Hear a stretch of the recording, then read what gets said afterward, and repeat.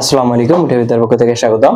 আজ আমরা 37তম বিসিএস এর একটি প্রশ্ন এমসিকিউ একটি সমাধান করব। এখানে প্রশ্নটি বলছে 10% মুনাফায় 3000 টাকা, 8% মুনাফায় 2000 টাকা বিনিয়োগ করলে মোট মূলধনের উপর গড়ে শতকরা কত হারে মুনাফা পাওয়া যাবে। এখন এখানে দুইটা মূলধন আছে, একটা মূলধন আছে 3000 টাকা, সেটা 10% হারে, আর একটা মূলধন আছে 2000 টাকা, সেটা 8% হারে বিনিয়োগ করছে। এখন আপাতত হচ্ছে আমরা বিনিয়োগ করি, আমরা হচ্ছে মুনাফাটা বের করি।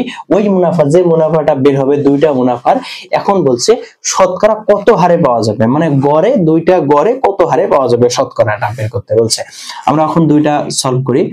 এখন আমাদের কি প্রথমে কি বলছে যে মুনাফাটা 10%, এখান থেকে আমরা মুনাফা যদি বের করি, সরল মুনাফা I সমান পি আর এন। পি এর মান কত? পি এর মান হচ্ছে 3000, প্রথমটা 3000 গুণন হচ্ছে আর হচ্ছে কত, আর হচ্ছে 10/100 গুণন হচ্ছে এন কত,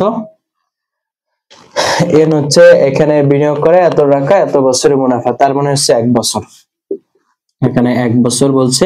এখন হচ্ছে কত হলো, আবার হচ্ছে 3000 টাকা, সরি 300 টাকা, 300 টাকা। এই তাহলে 3000 টাকা 10% হারে কত টাকা মুনাফা পায়? 300 টাকা।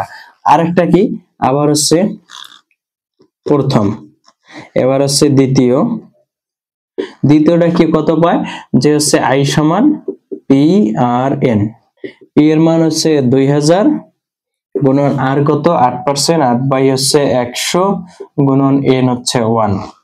তাহলে দুইটা শূন্য চাই, তাহলে 8 2 16, 160 টাকা। তাহলে এটা হচ্ছে 160 টাকা, আর এটা হচ্ছে 300 টাকা। তাহলে দুইটা মিলে কত টাকা পাচ্ছে? দুইটা মিলে মোট মূলধন, মোট মুনাফা কত টাকা? যে 300 প্লাস হচ্ছে 160। আমি একদম সিকিউ স্টাইলে করে দিচ্ছি, আপনি যখন করতে আপনার যখন সহজ হবে তখন আরো শর্টকাট ভাবে করতে পারবেন। 460 টাকা। এখন তাহলে মোট মুনাফা এটা, তাহলে হচ্ছে মোট মূলধন এই যে 460 টাকা কত টাকা থেকে পাইছে?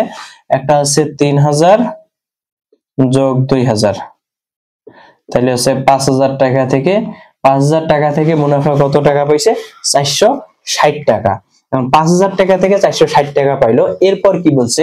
মোট মূলধনের উপর, যে মোট মূলধন আমাদের বের হলো, তার উপর গড়ে শতকরা কত টাকা মুনাফা পাওয়া যাবে, কত টাকা হারে মুনাফা পাওয়া যাবে। হারে মুনাফা বলতে আর এর মান বের করতে বলছে। তাইলে I সমান আমরা কি জানি? P R N.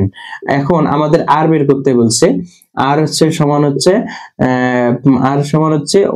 I by P, N তো আছেই, এন হচ্ছে 1, ওটা বাদ।